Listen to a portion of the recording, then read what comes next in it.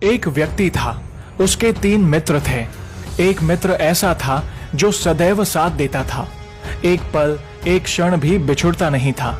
दूसरा मित्र ऐसा था जो सुबह शाम मिलता। तीसरा मित्र ऐसा था जो बहुत दिनों में जब तब मिलता था। एक दिन कुछ ऐसा हुआ कि उस व्यक्ति को अदालत में जाना था किसी कारणवश और किसी को गवाह बनाकर। अब वह व्यक्ति अपने सबसे पहले अपने उस मित्र के पास गया जो सदैव उसका साथ देता था और बोला, मित्र, क्या तुम मेरे साथ अदालत में गवाह बनकर चल सकते हो? वह मित्र बोला, माफ करो दोस्त, मुझे तो आज फुर्सत ही नहीं। उस व्यक्ति ने सोचा कि यह मित्र मेरा हमेशा साथ देता था, आज मुसीबत के समय पर इसने मुझे इनकार कर दिया। अब दूसरे मित्र की मुझे क्या आशा है? फिर भी हिम्मत रखकर दूसरे मित्र के पास गया जो सुबह शाम मिलता था और अपनी समस्या सुनाई। दूसरे मित्र ने कहा, मेरी एक शर्त है कि मैं सिर्फ अदालत के दरवाजे तक जाऊंगा, अंदर तक नहीं। व्यक्ति बोला, बाहर के लिए तो मैं ही बहुत हूँ, मुझे तो अंदर के लिए गवाह चाहिए। फिर वह थक हार कर अपने तीसरे मित्र के पास गया जो बहुत दिनों में मिलता था और अपनी समस्या सुनाई। तीसरा मित्र उसकी समस्या सुनकर तुरंत उसके साथ चल दिया। अब आप सोच रहे होंगे कि वो 3 मित्र कौन हैं? तो चलिए हम आपको बताते हैं इस कथा का सार। जैसे हमने 3 मित्रों की बात सुनी, वैसे हर व्यक्ति के 3 मित्र होते हैं। सबसे पहला मित्र है हमारा अपना शरीर।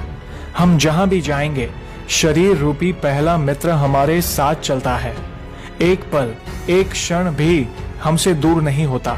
दूसरा मित्र है शरीर के संबंधी, जैसे माता पिता, भाई बहन, मामा चाचा इत्यादि, जिनके साथ रहते हैं, जो सुबह दोपहर शाम मिलते हैं। और तीसरा मित्र है हमारे कर्म, जो सदा ही साथ जाते हैं। अब आप सोचिए कि आत्मा जब शरीर छोड़कर धर्मराज की अदालत में जाती है, उस समय शरीर रूपी पहला मित्र एक कदम भी आगे चलकर साथ नहीं देता, जैसे कि उस पहले मित्र ने साथ नहीं दिया।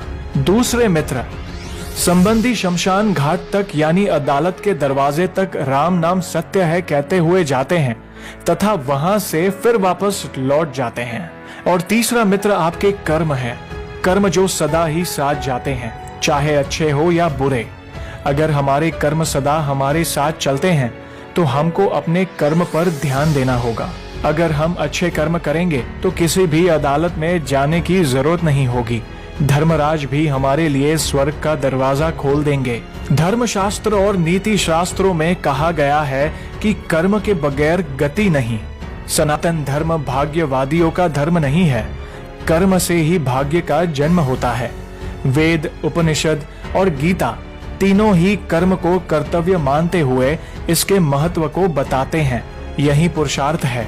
श्रेष्ठ और निरंतर कर्म किए जाने या सही दिशा में सक्रिय बने रहने से ही पुरुषार्थ फलित होता है। वेदों में कहा गया है कि समय तुमको बदले, इससे पूर्व तुम ही स्वयं या समय को बदल लो।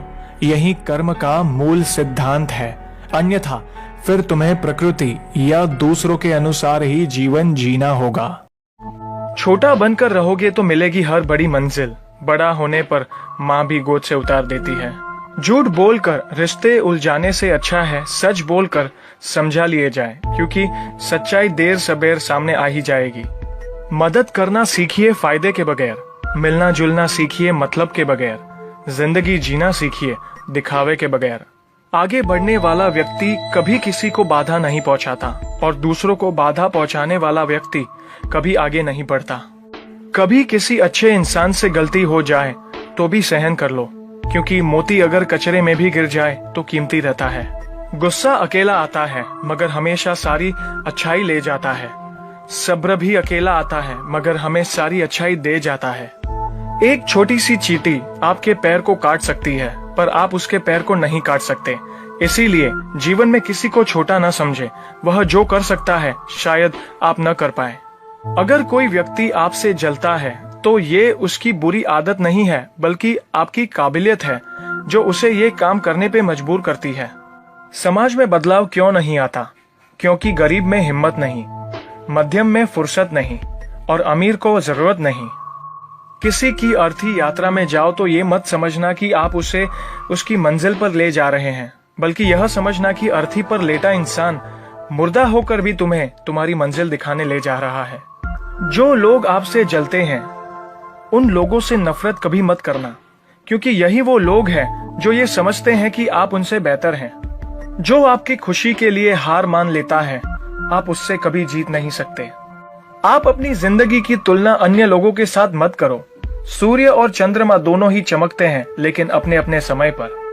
मंदिर में वो भगवान है जिसे हमने बनाया है, लेकिन घर में माँ बाप वो भगवान है जिन्होंने हमें बनाया है।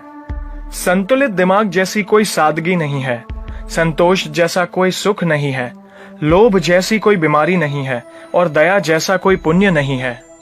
कई बार चुप रहना बुजदिली नहीं बल्कि समझदारी और वक्त का तकाजा होता है।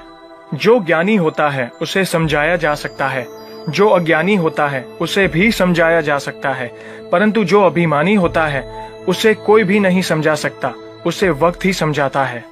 ताकत के संग नेक इरादे भी रखना, वरना ऐसा क्या था जो रावण हार गया। संसार जरूरत के नियमों पर चलता है। सर्दियों में जिस सूरज का इंतजार होता है, उसी सूरज का गर्मियों में तिरस्कार भी होता है। आपकी कीमत तब होगी जब आपकी जरूरत होगी। अपने रहस्य किसी को भी मत बताओ, ये आदत आपको खत्म कर देगी। छोटी मोटी घटना से हताश मत होइए। जो चंदन घिस जाता है उसे भगवान के मस्तक पर लगाया जाता है, और जो नहीं घिसता वह सिर्फ जलाने के काम ही आता है।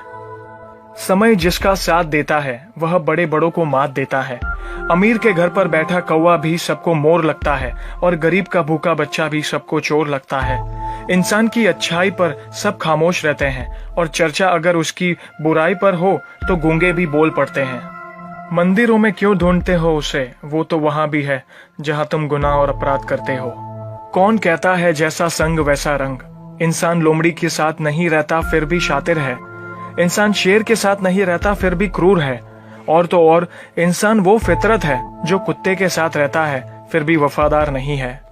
कोई अगर आपके अच्छे कार्य पर संदेह करता है तो करने देना, क्योंकि शक सदा सोने की शुद्धता पर किया जाता है, कोयले की कालिक पर नहीं। सांप के दांत में, बिच्छू के डंक में, मधुमक्खी के सर में और इंसान के मन में कितना जहर भरा पड़ा है, बता पाना मुश्किल है। धन का घमंड दो ही लोगों को होता है, जिसे खानदानी जायदाद मिली हो और जिसने धोखे से पैसा कमाया हो। सत्य की भूख सबको है, लेकिन जब सत्य परोसा जाता है तो बहुत कम लोगों को ही इसका स्वाद अच्छा लगता है। हमें कितने लोग पहचानते हैं ये मायने नहीं रखता, बल्कि किस वजह से पहचानते हैं यह बहुत मायने रखता है। उम्मीद कर जीवन में समय सबका हमेशा एक समान नहीं चलता। कभी समय अच्छा तो कभी बुरा आता ही है। यदि आपके जीवन का समय अच्छा नहीं चल रहा है तो आपको घबराना नहीं चाहिए। हालांकि यह कहना आसान है लेकिन करना मुश्किल। आचार्य चाणक्य ने बुरे वक्त से निकलने और उसका सामना करने से जुड़ी बहुत सी ऐसी बातें बताई है जो आपके आत्मविश्वास को बढ़ाएंगी और आपको बुरे वक्त से मुकाबला करने का बल देंगी। आचार्य चाणक्य ने भी अपने जीवन काल में बहुत लंबा समय ऐसा बिताया था जो उनके लिए अपमानजनक और बेहद बुरा था। इन सब से सीख लेते हुए ही उन्होंने अपनी नीतियों में ऐसी बातों का उल्लेख किया है जो बुरे वक्त में काम आती है। आइए जानते हैं उन नीतियों के बारे में। रिक्वेस्ट करता हूं कि वीडियो को अंत तक जरूर देखिएगा। भयभीत नहीं, डर पर काबू पाना सीखे। बुरा समय आने पर भयभीत होने से वह और गंभीर हो जाता है, इसलिए बुरे वक्त में हमेशा निडरता का परिचय दे। डरने और घबराने से अच्छे और सही विचार भी मर जाते हैं, इसलिए ऐसे समय में धैर्यता के साथ पेश आए और इत्मीनान से बुरे वक्त को खत्म करने की युक्ति निकाले। बुरा समय आने पर सबसे पहले अपने डर पर ही काबू पाना सीखें, क्योंकि ये कमजोर बनाता है और कई बार ये इंसान पर ऐसा हावी होता है कि इंसान उस वक्त से कभी भी निकल नहीं पाता। आचार्य चाणक्य ने डर को एक घातक योद्धा बताया है और कहा है कि यह इस तरह से मनुष्य पर हमला करता है कि यदि वह सहज ना हो तो वह मार ही डालेगा। बीते वक्त से बाहर निकलना सीखें। आचार्य चाणक्य का कहना है कि बीते वक्त में रहने की आदत को छोड़ने से ही बुरे वक्त से मुक्ति मिलती है। बीते वक्त की बातों को याद कर पछताना और भविष्य को लेकर चिंता इंसान को समय से पहले मार देती है और उसका वर्तमान समय भी खराब करती है। सच बात है कि असफलता का दौर बुरा होता है, लेकिन उसे लेकर बैठे रहना उससे ज्यादा बुरा होता है। इसलिए वर्तमान में खुद को कैसे संभाला जाए, इस पर विचार करना चाहिए। भविष्य कभी नहीं आता। यह सच है कि भविष्य के लिए खुद को संभाल कर और बचत करना चाहिए, लेकिन भविष्य कभी नहीं आता। आता तो वर्तमान है, और यही बात चाणक्य ने अपनी नीतियों में समझाया है। वर्तमान में जीना और उसके लिए संघर्ष करना सार्थक है, लेकिन भविष्य की चिंता बहुत ज्यादा करना बुरे वक्त की दस्तक हो सकता है। भविष्य में क्या होगा यह सिर्फ सोचा जा सकता है, और सोचकर समय को बर्बाद करना होता है। वर्तमान में हालात आपके पक्ष में नहीं है, तो आपको उससे निकलने का प्रयास करना चाहिए, और वह संभव ना हो तो आपको उसे उसी स्थिति में छोड़ देना चाहिए। पैसों की बचत हमेशा करनी चाहिए। भले ही भविष्य को ना देखा हो, पर वर्तमान तो देख रहे हैं, इसलिए पैसों की बचत हमेशा करनी चाहिए। बुरे वक्त में सबसे ज्यादा काम यही आता है। बुरे वक्त में यदि धन हो तो लोग भी साथ देते हैं, अन्यथा कोई साथ नहीं आता। एक बात हमेशा ध्यान रखना चाहिए कि अच्छा समय हमेशा नहीं रहता है, और बुरा समय भी। इसलिए बुरे समय के लिए धन को संचय करना सीखें। आत्मविश्वास के साथ बुरा वक्त भी बीतता है।